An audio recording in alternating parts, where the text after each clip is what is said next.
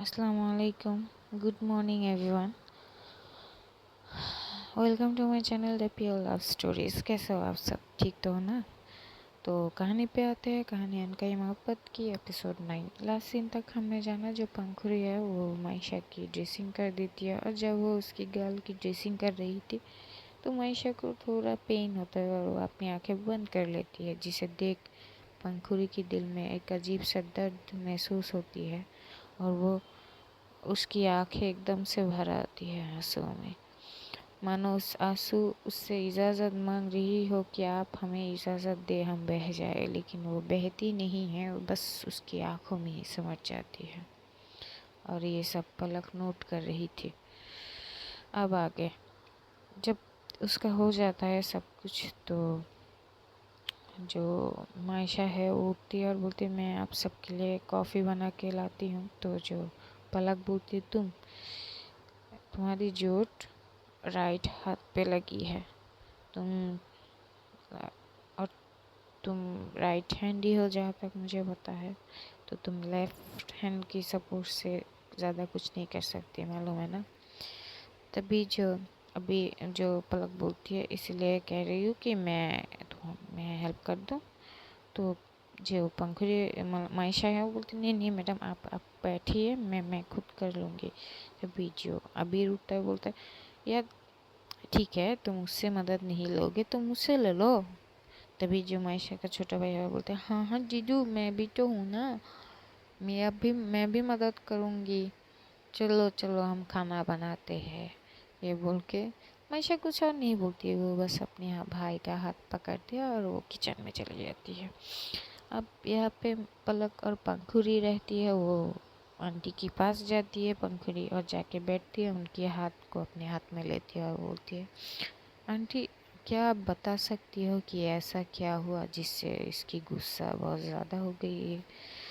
तो आंटी कुछ कह नहीं रही थी, तो वो फिर बोलती है कि आंटी आप मुझे बता सकती हो, आपको पता है ना मैं डॉक्टर हूँ, और शायद आप ये नहीं जानती कि मैं एक साइकोलॉजिस्ट भी हूँ। मैं शायद आपकी कुछ चीज़ों में मदद कर सकती हूँ, या फिर कहूँ कि उसे समझा सकती हूँ।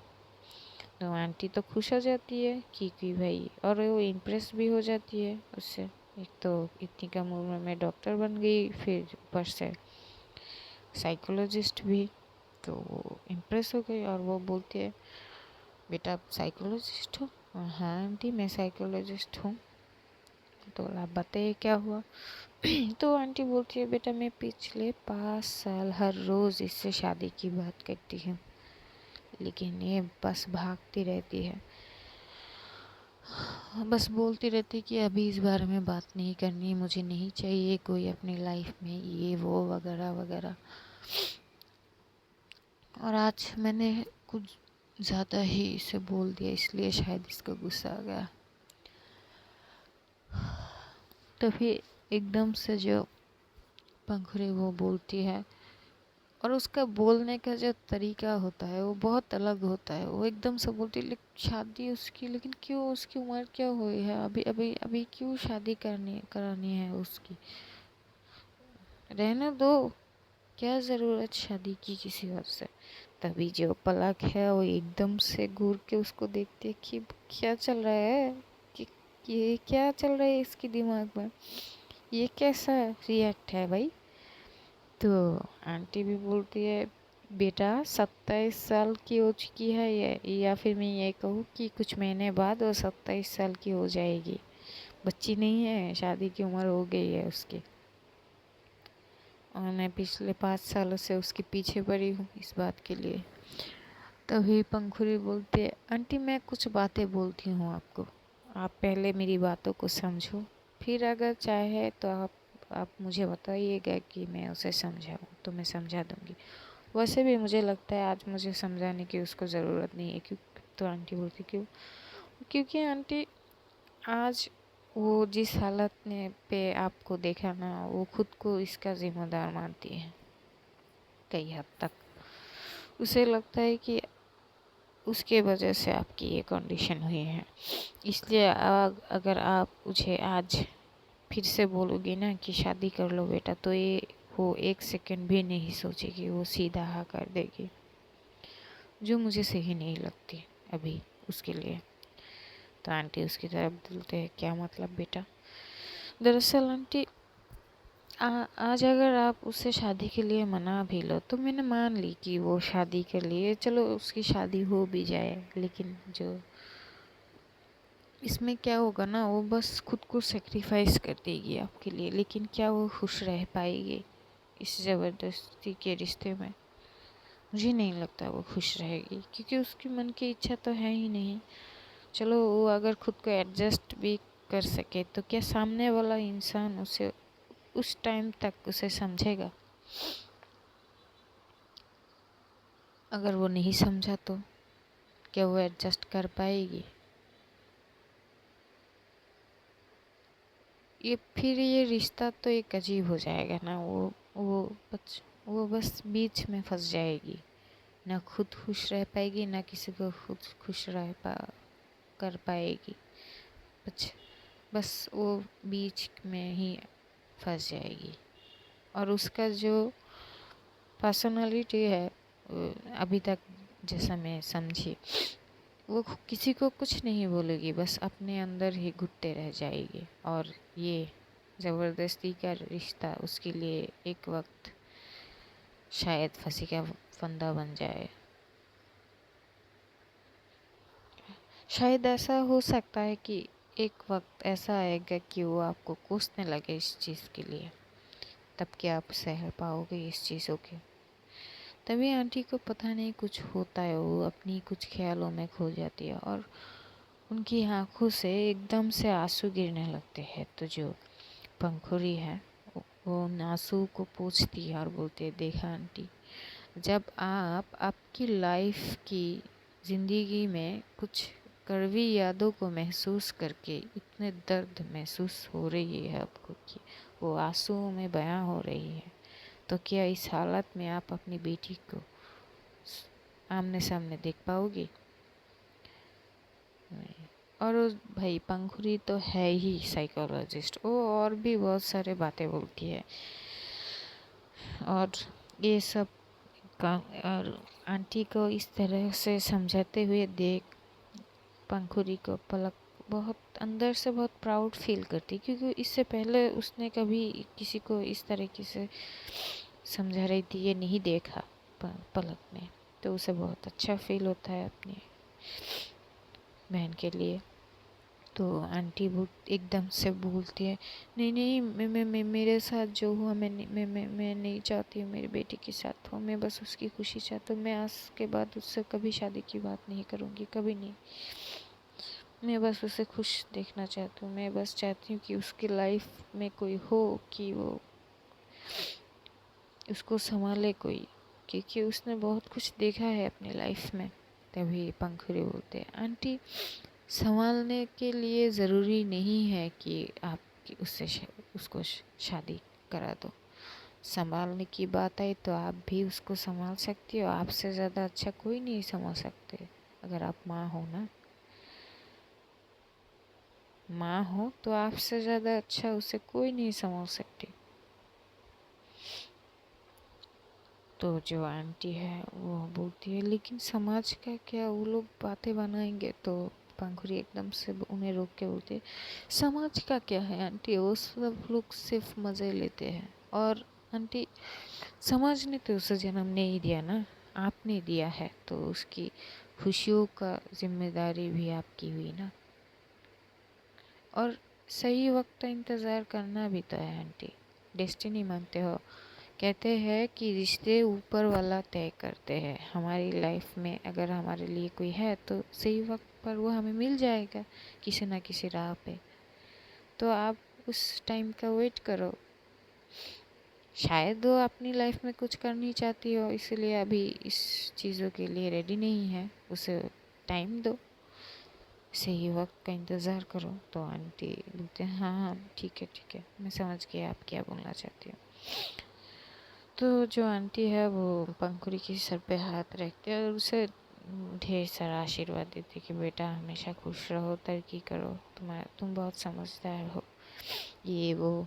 तभी जो वहाँ पे तब तक मायशा आ चुकी थी और वो लास्ट की कुछ बातें सुन गई थी। तो वो कहती तो कुछ नहीं है, वो बस अंदर आती है और बोलती है ये कॉफ़ी। तो वे सबको एक एक कॉफ़ी देते हैं।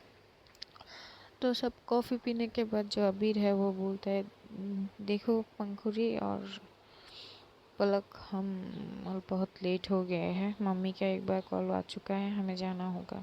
तो जो पलक कुछ नहीं बोलती, जब पंखुरी खड़ी होती है और बोलते देखो जीजा, आप और पलक चले जाओ, मुझे लगता है यहाँ पे मेरी ज़रूरत पड़ सकती है, मैं रुक जाती हूँ।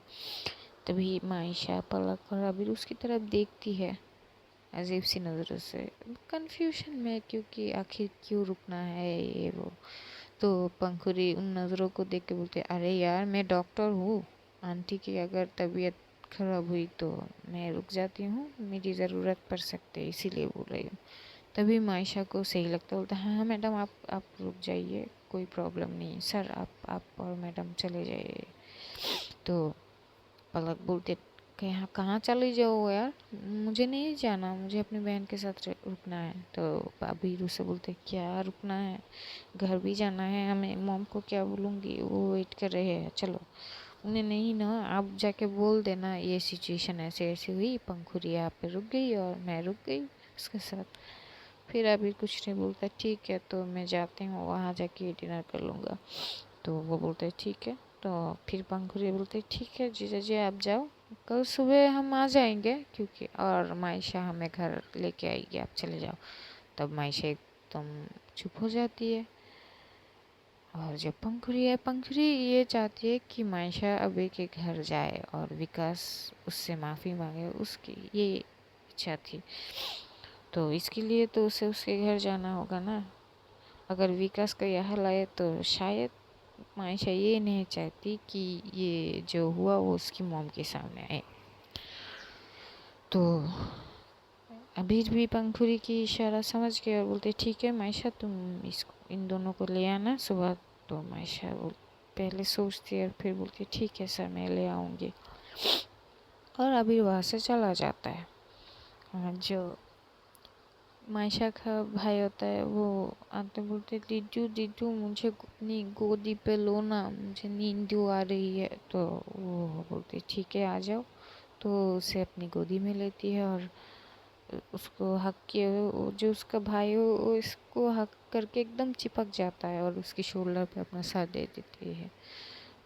पंखुड़ी को ये चीज़ बहुत क्यूट लग रही थी और वो बहुत प्यार प्यार भरी नज़रों से मायशा की तरफ देख रही थी। पलक जो है वो बस खड़ी होके पंखुड़ी को समझने लगती कि भाई हो क्या रहा है, चल क्या रहा है इसके दिमाग में। तो जो मायशा की मॉम बोलती है कि ठीक है मैं सबके लिए डिनर रेडी करती हूँ। तो जब मायशा बोलती है लेकिन मॉम आपकी तबीयत, तो बोलते आ रहे मैं ठीक हूँ, इतनी अच्छी डॉक्टर है, इसने ट्रीटमेंट की ना मेरी, ठीक हो गई मैं। तो तो वो और कुछ नहीं कहती, वो बस अपने भाई को अपनी गोद में लेके इधर उधर टहलने लगती है और उसकी सर पे हाथ सहने लगती है। और ऐसे कुछ टाइम के बाद जब आंटी डिनर रेडी कर लेती है तो टेबल पे खाना लगाती है, सबको खाना के लिए बोलती है, सब लोग आके बैठ जाता है। जो मायशा है उसके भाई तो सो गया था, वो अपनी मॉम के बेड पे सुला देती है और खाने के लिए आ जाती है। इधर जो टेबल पे है वो आंटी के एक साइड पे पलक बैठी थी और एक साइड पे पंखुड़ी। तो पलक के साइड पे बैठने की जगह थोड़ी कम थी तो वो जाके पंखुड़ी के साइड बैठ जाती है। लेकिन अब प्रॉब्लम ये है कि वो खाएगी कैसे, उसकी तो राइट हैंड पे ही चोट लगी है, तो बस खाने की तरफ देख रही थी। तो पलक बोलती है क्या हुआ, खाओ। तो पलक कुछ नहीं मायशा कुछ नहीं बोलती। फिर जो एकदम से पंखुड़ी है वो खुद की प्लेट थोड़ा साइड करती है और मायशा का प्लेट अपनी तरफ लेती है और उसमें से हाथों से रोटी तोड़ के सब्जी लगा के उसकी तरफ बढ़ाती है। ये देख के तो भाई मायशा एकदम शौक और उस तरफ देख रही थी। सबसे शॉकिंग वाली बात तो पलक के लिए होती है कि आज तो पंखुड़ी की मिजाज बहुत ज़्यादा बदली बदली लग रही थी। तो बस सिचुएशन को समझने की कोशिश कर रही थी और साथ साथ अपनी बहन को भी। वो तो अजीब तरीके से उसको नोट कर रही थी उसकी इन हरकतों की वजह से। तो मायशा की मोम एकदम से बोलती, क्या हुआ बेटा, खाओ, वो तुम्हें खिला रही है, खा लो, हाथ पे चोट लगी है ना, खा लो। तो मायशा फिर पंखुड़ी के हाथ से खाती है और पंखुड़ी को एक अजीब सा सुकून मिलता है उससे खाना खिलाने में। और उसकी फेस में एक बहुत प्यारी सी स्माइल आ जाती है जिसे देख पलक फिर शॉक हो जाती है। तब सब लोग का खाना हो जाता है। फिर पलक मायशा को खिलाने के बाद खुद खाती है, फिर वो उठती है, हाथ साफ करती है। और अब दूसरी तरफ जो अबीर है वहाँ पे पहुँच गया था और जो पलक की मोम बोलती, तुम अकेले आए हो, पंखुड़ी और पलक कहाँ है? तो सारा सिचुएशन बोलती है कि कैसा कैसा हुआ। तो पलक की मोम बोलती है, हाँ हाँ ठीक है, अच्छा किया, चलो अब डिनर कर लेते हैं। तो सब लोग डिनर करते हैं। फिर बोलते हैं, बेटा हम तो परसों चले जाएंगे, हमें शायद मायशा से बात करनी होगी इस बारे में। और विकास की तरफ देखती है क्योंकि वो ठीक हो चुका है। विकास की तरफ देख के बोलता है, तुम्हें शर्मिंदी है अपनी किए पे? तो वो अपनी नज़रें झुका लेता है, कुछ नहीं बोलता और बोलते हैं, माफ़ी मांग लेना, यही तुम्हारे लिए अच्छा होगा। अगर माफ़ कर दे वो लड़की तो अच्छी बात है, और लेकिन अगर वो लड़की अच्छी है इसीलिए तुम्हें ऐसे ही छोड़ दिया, अगर कोई और लड़की हो तो पता नहीं तुम्हारा क्या करता। माफ़ी मांग लेना उससे। तभी जॉबीर बोलता है, हाँ हाँ वो कल आएगी उन दोनों को छोड़ने, तब तुम मुझसे माफ़ी मांग लेना प्लीज़। और हाँ, वो बाहर की लड़की नहीं है, मेरी बहन है, ये बात अपने दिमाग में बैठा लो। और वहाँ पे सब लोग डिनर करके ये लोग सो जाते हैं। और जो मायशा की घर पे आते हैं, मायशा की जो घर है वो थोड़ा छोटा सा है क्योंकि किराए के घर है। मायशा बड़ी फ्लैट नहीं लेती, वहाँ पे 2 ही रूम होते हैं, बाकी जो एक्स्ट्रा रूम है वो बस ऐसे उसमें सोने की वैसे कोई ख़ास स्पेस नहीं होती है। तो जो एक रूम पे तो पलक की मायशा की मोम और उसका भाई सोता है और दूसरे रूम पे मायशा। तो जो मायशा की मम्मा बोलते, बेटा तुम दोनों यहीं पे सो जाओ, मैं पंखुड़ी के रूम पे, मैं मायशा के रूम पे चले गई। तो बोलते, आंटी कोई फॉर्मेलिटीज़ नहीं है, हमें खुद के ही बेटियाँ हमें अपना ही मानिए, आप अपनी जगह पे ही सोइए, मैं हम मायशा के साथ एडजस्ट कर लेंगे। तभी मायशा एकदम से उसकी तरफ देखने लगती है। तो पलक तो कुछ नहीं बोलती। फिर ये तीनों पंखुड़ी की रूम पे, सॉरी मायशा की रूम पे जाती है। और जो मायशा की बेड है वो बड़ा तो है, दो तो कंफर्टेबल सो सकते हैं। तो मायशा जो है बोलती, देखिए मैडम, आप दोनों ही यहीं पे सो जाओ, मैं यहाँ पे काउच है, मैं यहाँ पे सो जाऊँगी। और काउच भी सोने के लिए कंफर्टेबल थी। तो जो पंखुड़ी है बोलती है, तुम काउच पे एडजस्ट कर पाओगी? तो बोलते हैं, हाँ हाँ मैडम मैं एडजस्ट कर पाऊँगी, कोई प्रॉब्लम नहीं है, आप दोनों यहीं पे सो जाओ। तो पलक और पंखुड़ी बेड पे सो जाती है और जो मायशा है वो काउच पे, जो बेड के पास एक साइड पे होती है, वहाँ पे। फिर सब लोग सो जाते हैं और जब अर्ली मॉर्निंग होती है, सुबह हो जाती है, तो पलक तो नींद में थी और जो मायशा है वो उठ गई थी क्योंकि उसे अर्ली उठना पसंद है। और वो उठती है, उठ के वो पहले शावर लेती है, फिर वो अपनी जो नमाज है वो हमेशा से उसकी आदत है, वो कंटिन्यू करती है। और वो जब वो अपनी नमाज़ पढ़ रही थी तब अचानक जो पंखुड़ी है वो उसकी आँख खुल जाती है, क्योंकि एक अजीब सी खुशबू उसकी नाक पे आने लगती है। वो महसूस कर सकती है एक अजीब सी खुशबू जो उसे बहुत अजीब लग रही थी, और वो नींद में ही वो खुशबू महसूस कर सकती थी। उस खुशबू की ताकत इतनी ज़्यादा थी कि वो उस खुशबू से उसकी नींद टूट गई और वो उसकी आँखें खुली। जब उसने आँखें खुली तो उसकी आँखें सीधा एकदम से काउच पे गई, लेकिन वहाँ पे मायशा नहीं थी। तो वो थोड़ा सीधी होती है और इधर उधर देखती लगती है। तो वो बेड के एक कॉर्नर साइड पे, रूम के एक कॉर्नर साइड पे देखती है। जो मायशा है वो अपनी हिजाब में अपने नमाज में थी, और जो विंडो से जो हल्की हल्की रोशनी उसके चेहरे पे पड़ रही थी, कुछ बाल उसके फोरहेड पे लहरा रही थी हवा के वजह से।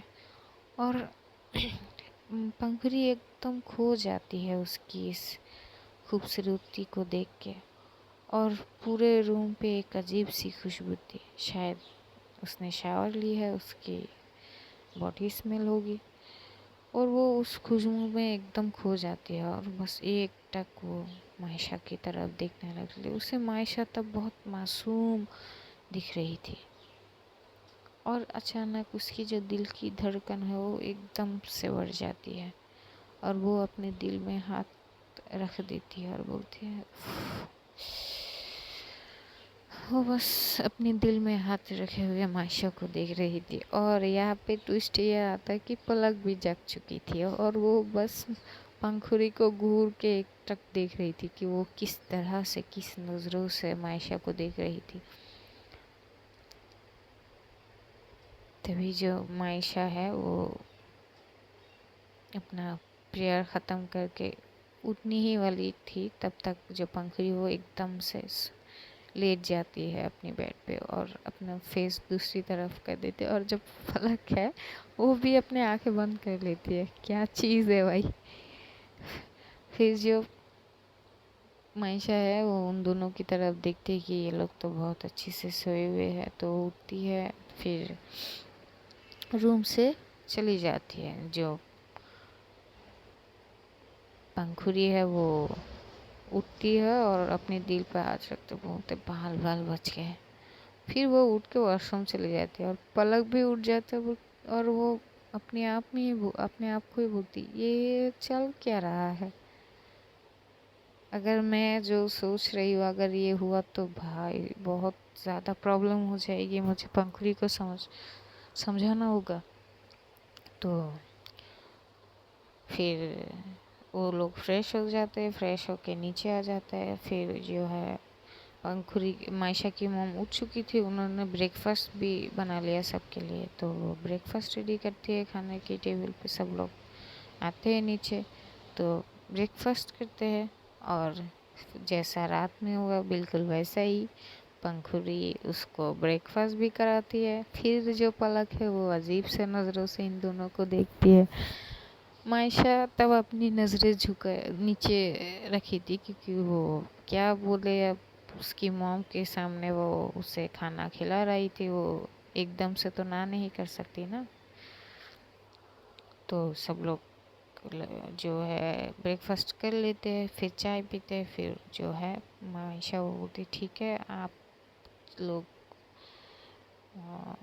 हमें निकलना है, क्योंकि मुझे मेरे भाई को स्कूल तक भी छोड़ना। बोलता हाँ हाँ चलो।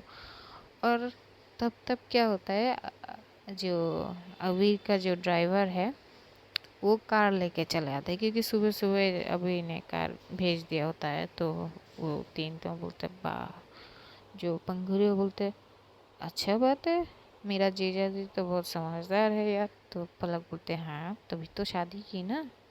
बोलते हाँ हाँ ठीक है चल। तो सब लोग कार पे बैठते हैं। मायशा हिचकिचाती है, वो बोलता है कि फिर कुछ बोलने ही लगती है कि पलक बोलते देखो ज़्यादा मत सोचो, चलो हमें लेट हो रही है। तो वो बैठते हैं सब लोग कार पे, उसका भाई भी बैठता है। तो वो लोग पहले तो उसका स्कूल में उसे छोड़ता है, फिर वो वो लोग अबीर के वहाँ चले जाते हैं। जब अबीर भी वहाँ पे जाते हैं तो मायशा तो गेट पे ही रुक गई थी। वो वो बस विकास का सामना नहीं करना चाहती थी। तो जो पंखुड़ी है उसके हाथ पकड़कर बोलते, घर पे चलो, बातें करनी है कुछ तुमसे। तो वो उसे खींच के घर पे ले आती है, और जहाँ पे सब लोग ड्राइंग रूम पे ऑलरेडी बैठे हुए थे। तो जब मायशा को सब लोग देखते हैं तो सब लोग खड़े हो जाते हैं। जो मायशा की सॉरी, जो पलक की मॉम है और सासू मम्मा मायशा के पास आते हैं, उसे हक करते हैं और बोलते, बेटा आप ठीक हो, मम्मी कैसी है? तो बोलते हैं, हाँ मम्मी ठीक है, मैं ठीक हूँ, मुझे कुछ नहीं हुआ है। तब विकास उसके सामने आती है। जब वो विकास को देखते तो वो एकदम से पलट जाती है, अपनी मुँह दूसरी तरफ कर लेती है और अबीर को बोलते, सर मैं चली जाती हूँ, ऑफिस में काम है। तभी जो पंखुड़ी है उसकी हाथ फिर से पकड़ते बोलते, सामना करो उससे, चीज़ों से भागो मत।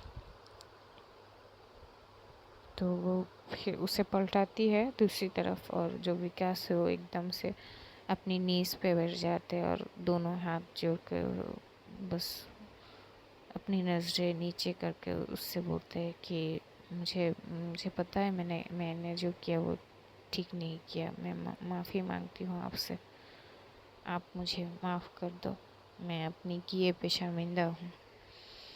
तो पहले तो मायशा कुछ नहीं बोलती, फिर वो उसको उठाते हैं, उसका हाथ को छुड़ाती है, पर बोलते, देखिए मैं कुछ कहती हूँ आपको।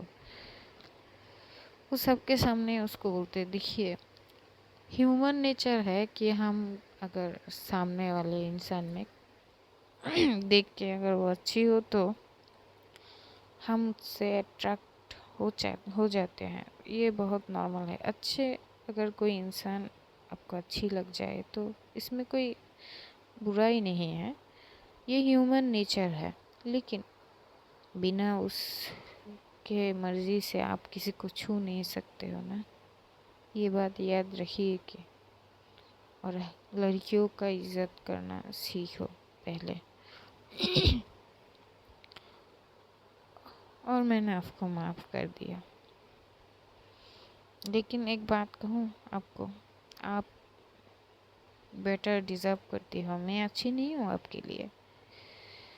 तो मुझ जैसी लड़की को कोई किसी के लिए अच्छी नहीं है। जब वो ये बात बोलती है तो पंखुड़ी एकदम बोलती है, ये तुम तय करोगी कि तुम किसी के लिए अच्छी हो या नहीं? तभी मायशा बोलती है, हाँ क्योंकि मैं खुद के बारे में जानती हूँ ना, इसीलिए बोल रही हूँ। तो फिर पंखुड़ी बोलती है, क्या जानती हो खुद के बारे में? कुछ नहीं जानती तुम ये डिसाइड नहीं करोगी कि सामने वाला इंसान तुम्हें पसंद करे। तुम ये नहीं रोक सकते हो, ये चीज़ किसी के हाथ पे नहीं है। ये दोनों आपस में एक दूसरे पे बातों को टोकने लगते हैं। मायशा तो पता नहीं उसे क्या है, वो बस अपनी आप को छोटा हमेशा बोलती है। जो पंखुड़ी को ये चीज़ पसंद नहीं है, वो उसको डिफेंड करने लगते हैं। और इन दोनों की इन बातों के बीच जो पलक है वो बस अपनी बहन को अजीब नज़रों से देख रही थी। और अबीर एकदम से इन दोनों के बीच आके बोलते, देखो देखो ठीक है, तुम दोनों लड़ो मत। ये इसने माफ़ी मांगी और ये माफ़ी भी दे दी, बस बात ख़त्म करो यार, इस चीज़ों को ज़्यादा खींचो मत। तो जो मायशा चुप हो जाती है, पंखुड़ी चुप हो जाती है। लेकिन पंखुड़ी फिर लास्ट एक बात बोलती है कि तुम खुद को गिरा सकती हो, इसका मतलब ये नहीं कि सामने वाला इंसान भी तुम्हें छोटा समझे। अगर सामने वाला इंसान तुम्हें ठीक से समझे और अगर तुमसे अट्रैक्ट होता है तो इसमें ना तुम्हारी गलती है ना उसकी गलती है, ये नॉर्मल चीज़ है। आइंदा से खुद को छोटा मत कहना। और मायशा तो चुप होती है, वो कुछ कहती नहीं। तो जो अबीर है बोलते हैं, देखो मैंने तो ब्रेकफास्ट कर लिया, तो मायशा हम ऑफिस चले? तो बोलते हैं हाँ सर चलिए। तो जो पंखुड़ी बोलते हैं हाँ ठीक है, आप दोनों तो जा रहे हो, मुझे छोड़ जाओ ना, मेरी वहाँ पे कोर्स है, मैं मुझे वहाँ जाना है। तो बोलते हैं हाँ हाँ तुम रेडी हो जाओ, मैं हम लोग फिर जाते हैं। तो रेडी होती है पंखुड़ी। तो जो है वो रेडी होके जो है वो बाहर आती है। तो जो भी है वो पलक के साथ कुछ बात कर रहे थे। मायशा की पलक की मॉम और सासू मॉम वो कुछ आपस में ही बात कर रही थी, और जो विकास है वो अपने रूम पे थे। मैं जो पंखुड़ी वो एकदम से मायशा की तरफ देखती, तो मायशा ने जो शर्ट पहनी थी, आज टी शर्ट के ऊपर जो शर्ट पहनी थी उसका जो बटन थे वो कुछ गलत तरीके से थे, और पहले उसने ये ध्यान नहीं दिया था, और शायद मायशा के हाथ की चोट की वजह से वो ठीक से बंद नहीं की थी। तो वो एकदम से उसके पास आती है, तो मायशा एकदम घबरा जाती है, वो पीछे होने लगते। तो पंखुड़ी उसके हाथ को पकड़ते बोलते क्या क्या पीछे क्यों हो रही हो, खा जाऊंगी क्या तुम्हें, यहीं पे खड़ी हो, कुछ करना है। मायशा फिर उसे घूर के देखती है, तो तुम ये कैसा लुक दे रही हो मुझे, मैंने कहा थोड़ी सी देर खड़ी हो जाओ, यहाँ पीछे मत जाओ, कोई वजह तो होगी ना।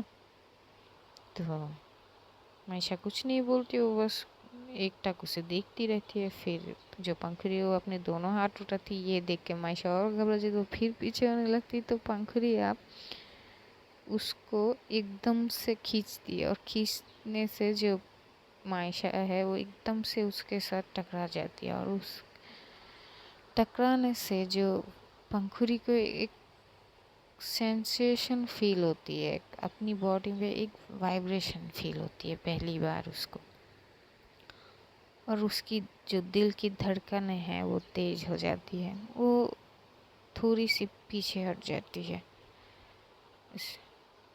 हट के बोलती है देखो तुम्हारी जो शर्ट के बटन्स हैं वो थोड़ी गलत लगी हुई है, मैं ठीक कर देती हूँ। तो मायशा खुद की तरफ देखते बोलते हैं हाँ सही बात है, बोलते कोई बात नहीं, मैं ठीक ठीक ठीक ठीक कर लूँगी। तो पंखुड़ी घूर के उसको देखती है कि तुम हकलाती भी हो।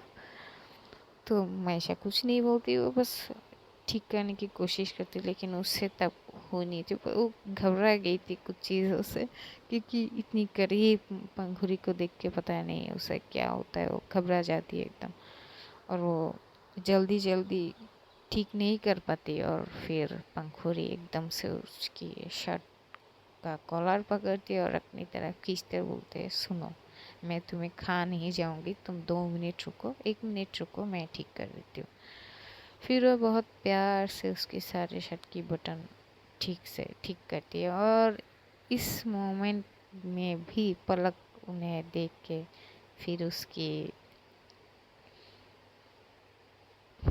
एक अजीब सी उसकी कश्मकश में पड़ गई कि यार क्या चल रहा है, मुझे जल्द ही पंखुड़ी से बात करनी होगी।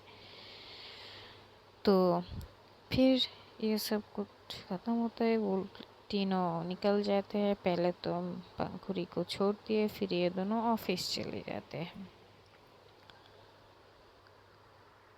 फिर वैसे ही उस दिन ऑफिस में बहुत सारे काम होते हैं, सब अपने अपने कामों में बिजी होते हैं। उस दिन वही ऐसे ही ख़त्म हो गई थी, क्योंकि जब रात को तो अबीर घर चला जाता है, मायशा अपने घर आ जाती है। फिर ऐसे वो दिन भी निकल जाते हैं, रात भी निकल जाए। अगले दिन जो है वो पलक की मॉम जो है वो शाम की उनकी फ़्लाइट है, वो लोग चले जाएंगे। और जो विकास है वो पहले तो जाने के लिए मना कर दिया था, लेकिन अब ये सब करने के बाद वो अब कुछ नहीं बोलता, वो भी रेडी हो जाता है जाने के लिए। तो जो वीर है वो मायशा को कॉल करते बोलते यार मुझे शाम को एयरपोर्ट जाना है, क्या तुम मेरे साथ जाओगे? तो मायशा बोलती ठीक है सर मैं जाऊंगी, कोई प्रॉब्लम इशू नहीं है। तो बोलते ठीक है। तो जो है शाम को जब पंखुड़ी वहाँ पे जाती है। और इस बीच जो पलक है वो पंखुड़ी से बहुत सारे बात करना चाहती तो थी, लेकिन उसे ऐसा टाइम नहीं मिला उसके साथ बात करने के लिए। तो वो थोड़ी देर के लिए होल्ड कर लेती है, क्योंकि फ्री टाइम भी तो होना चाहिए ना बात करने के लिए। तो शाम को जब ये सब ऑफिस से घर आती है मायशा और अबीर जो है उन सबको लेके एयरपोर्ट चले आते हैं। और जो पलक की मॉम और पलक की छोटा भाई उन सबको विदा करती है। और जो पलक की मॉम है वो मायशा के पास आके बोलते, बेटा जो भी हुआ अगर हो सके तो हमें माफ़ कर देना। तो पलक मायशा एकदम से उसकी मॉम को बोलती है, आंटी माफ़ी क्यों मांग रही हो, आपकी बेटी जैसी हो, माँ कभी बेटी उससे माफ़ी नहीं मांगते। तो वो उसकी सर पे हाथ रख के बोलते हैं, हाँ और हाँ तुम जैसे ख्याल रखती हो ना मेरी बेटी का, पलक का, वैसे ही ख्याल रखना। और हाँ इस झल्ली को भी, वो पंखुड़ी की तरफ देख के बोलती है। तो मायशा अपनी सर हिलाती है। फिर वो लोग चले जाते हैं। फिर यहाँ पे ऐसे ही कुछ दिन चले जाते हैं, 2-3 दिन चले जाते हैं। नॉर्मल रूटीन होती है मायशा की। वो उठती है, अपने भाई को छोड़ ब्रेकफास्ट करती है, अपने भाई को छोड़ती है, ऑफिस जाती है, ऑफिस से घर आते हैं। इन 2-3 दिन में वो ना ही पलक से मिलती है और ना ही पंखुड़ी से। और अभी भी उसका भी वही हाल होता है। लेकिन इन 2-3 के बीच अगर किसी का हाल बुरा है तो पंखुड़ी की है, क्योंकि भाई उसके दिल में तो कुछ और ही चल रही थी। अब देखते हैं स्टोरी आगे क्या होती है। आज के लिए इतना ही। आगे हम जानेंगे कि क्या पंखुड़ी अपने दिल का हाल समझ पाएगी और जो पलक है वो क्या बातें करेगी पंखुड़ी से। तो नेक्स्ट एपिसोड में हम ये सब जानेंगे। आज के लिए इतना ही है। तो ध्यान रखना आप लोग सब अपने आप का, क्योंकि यार मौसम चेंज हो रही है, इससे बुखार और यार इससे हेल्थ इशू होती है। तो अपना अपना ध्यान रखो और अपनों का भी ध्यान रखो और ढेर सारा प्यार बांटो। अलविदा दोस्तों, खुदा हाफिज़।